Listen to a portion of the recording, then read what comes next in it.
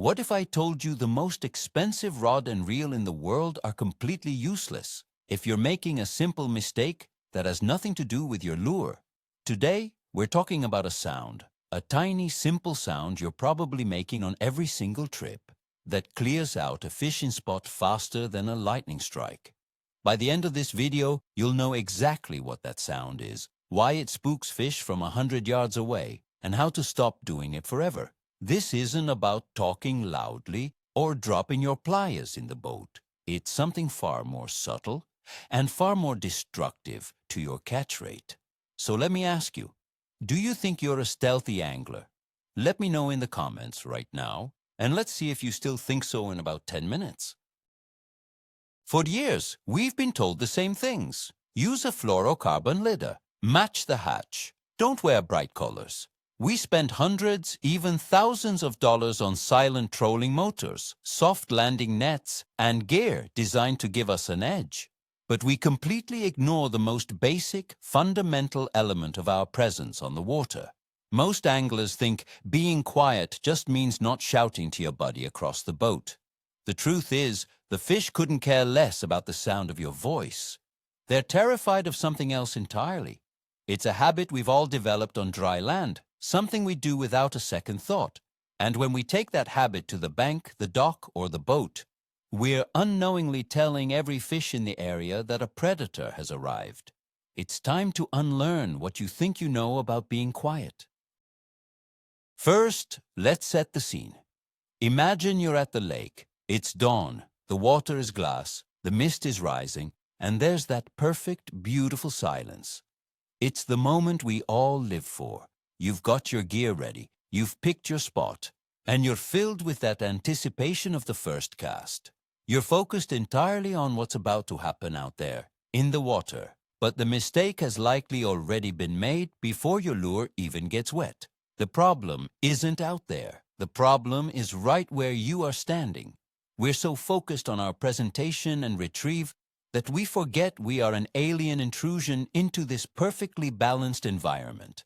The fish know you're there long before you think they do.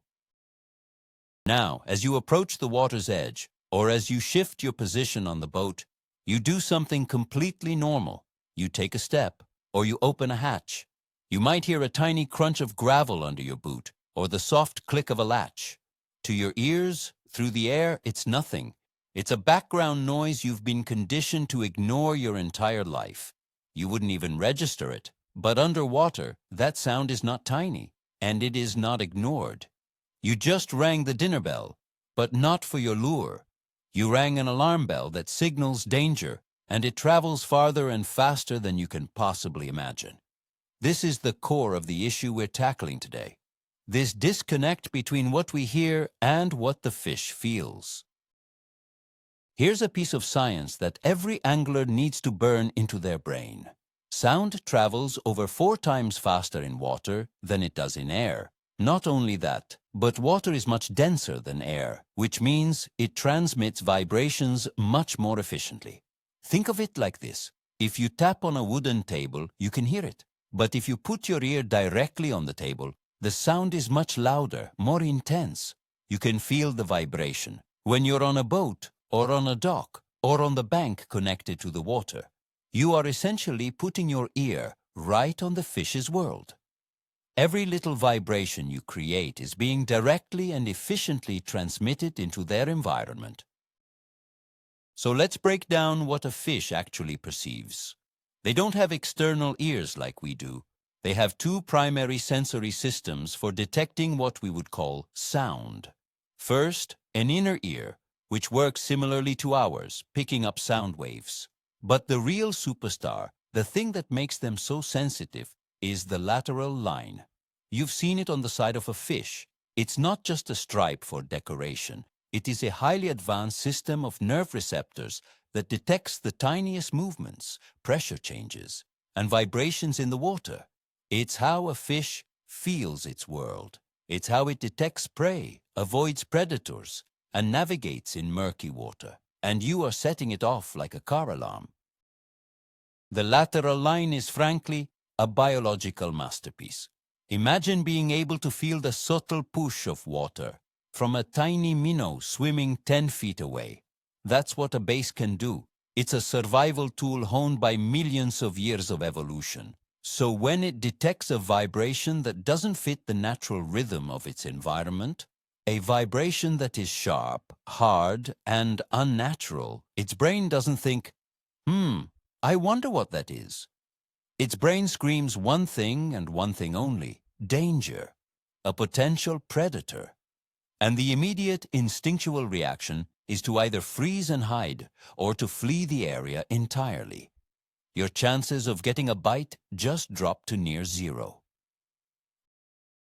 Let's use a classic example that happens on every boat, on every trip. You reach into your rod locker or just on the deck and pick up your metal pliers to change a hook. Then you put them down. You don't even drop them. You just place them on the fiberglass or aluminum deck. That clink sound might seem quiet to you, but through the hull of the boat, that sharp, high-frequency sound is transferred directly into the water. To a fish below, it's not a gentle clink. It's a massive, jarring shockwave. It's the equivalent of someone setting off a firecracker right next to your ear. It's completely alien to their world, and it is terrifying. So let's get to the heart of it. The one simple noise isn't just one specific sound. It is a category of sound. The single biggest mistake you are making is creating any sharp, high-frequency, percussive noise. I'm talking about taps, scrapes, clicks, and thuds. These are the sounds that travel most effectively through solid ground, through a boat hull, or through a dock, and into the water. The low rumble of your voice is easily dissipated and sounds much more natural, like wind or current. But the sharp crack of a tackle box lid slamming shut, that sound cuts through the water and signals pure, unnatural danger to every fish in the area. Let's put you on the bank for this next scenario. You're walking along a gravel path or a rocky shoreline to get to your favorite spot. You're trying to be quiet, so you're not talking. But with every step, your boots are grinding small rocks and pebbles together. That crunching, scraping sound. To you, it's just the sound of walking. But the ground you're walking on is directly connected to the water mere feet away. Those high-frequency vibrations from the grinding rocks are traveling through the soil and into the water, alerting every fish along that shoreline. You've spooked the spot before you've even had a chance to wet a line. You might as well have thrown a rock in. Think about the sounds a fish is used to hearing. The gentle lap of water against the shore. The soft plop of an insect hitting the surface. The muffled sound of wind in the trees. The subtle whoosh of another fish swimming by. These are all low-frequency, soft sounds. They are part of the natural world. A bass or a trout is completely at home with these noises. They signal a healthy, safe environment. But your boot grinding on a rock? That sounds nothing like any of those things. It's a foreign, aggressive sound.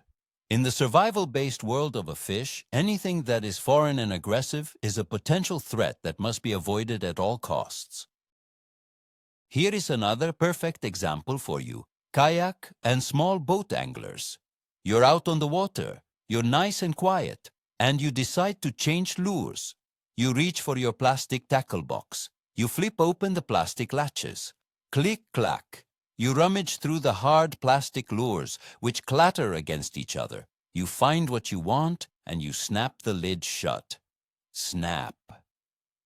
Every single one of those sharp, plastic-on-plastic sounds has just been telegraphed directly through the hull of your kayak and into the water. You've just created a series of unnatural shock waves that have radiated out in all directions. It's like tapping a drum in a quiet library. That sharp snap of a tackle box lid is one of the worst offenders. It is a sound that simply does not exist in nature. There is no natural equivalent to it. Fish are masters of pattern recognition. Their survival depends on it. They know the patterns of their environment.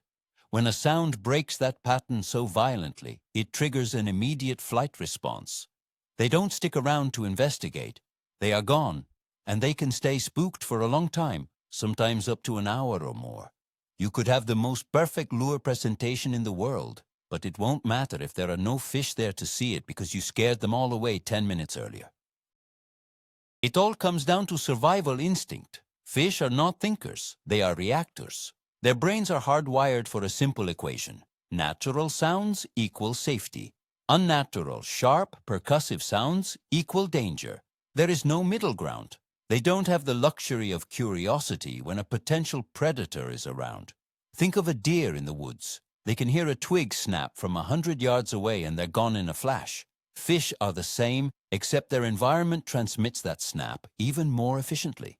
We as anglers are the single loudest, clumsiest things in their world, and we usually don't even know it. Let me paint a picture I saw with my own eyes.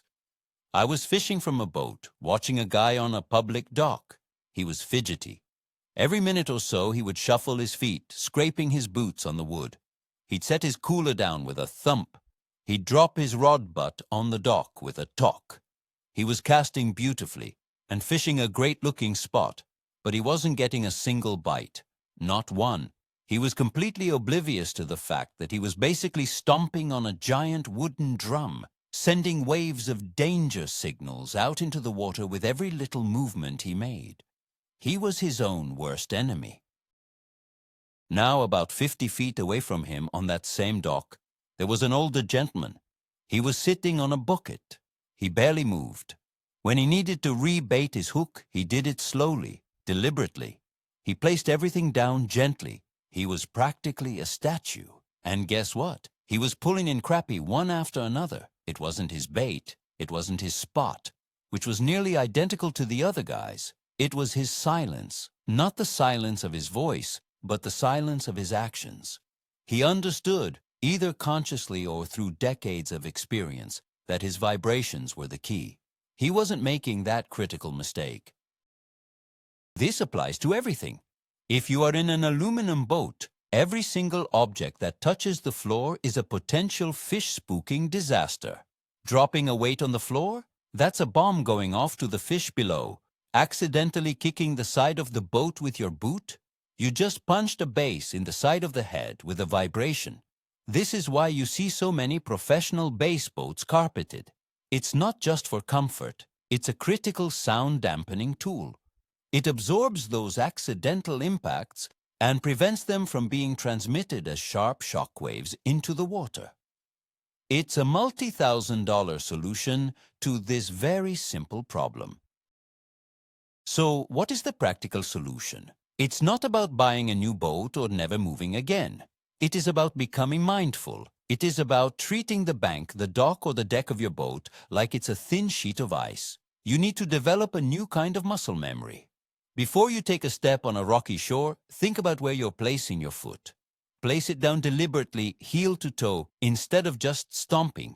Be slow. Be intentional. Every movement you make should be smooth and quiet. This shift in mindset from just fishing to stalking is what separates the great anglers from the good ones.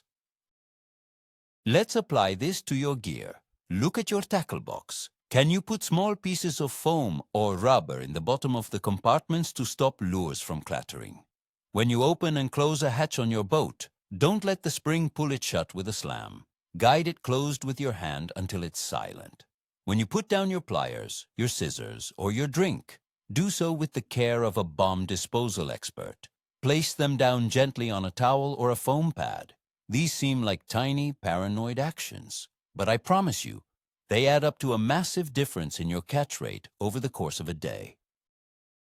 A great way to practice this is to go barefoot in your boat. No, not literally unless you want to, but put on a pair of very soft-soled shoes, like water shoes or even just thick socks. This forces you to be aware of every footfall. It makes you walk more softly and deliberately. It connects you to the boat and makes you conscious of the noise you're creating. After a few trips doing this, that mindful, quiet movement will start to become second nature, even when you go back to wearing your regular boots. It's about retraining your body to behave like a predator, not a clumsy intruder. Think of yourself as a hunter. A deer hunter doesn't stomp through the woods, snapping twigs and talking on his phone. He moves slowly, deliberately, using the landscape to his advantage, and he is acutely aware of every sound he makes. We, as anglers, need to adopt that exact same mindset. Our prey is just as wary and just as sensitive to our presence. The water is not a shield that hides our mistakes. It is a conductor that broadcasts them to every living thing in the area. Start treating it as such, and you will fundamentally change the way you fish. Finally, this concept extends to your cast itself. How often have you seen someone whip a giant 1-ounce sinker and it lands in the water with a massive ker-plunk? That giant splashdown is just another unnatural noise. Practice a softer entry, a lower, more controlled cast that allows the lure to enter the water with as little disturbance as possible. A quiet entry is the final piece of the stealth puzzle. If you've done everything right, approached quietly, moved quietly, handled your gear quietly, don't ruin it all with a cannonball cast. Be stealthy from the moment you leave your truck to the moment your lure is swimming. So, there you have it. The one simple noise isn't a single sound at all. It's a category of sound. It's any sharp, unnatural, high-frequency tap, scrape, or thud that you create by interacting with your environment. It's the crunch of gravel, the snap of a latch, the clink of pliers on a boat deck.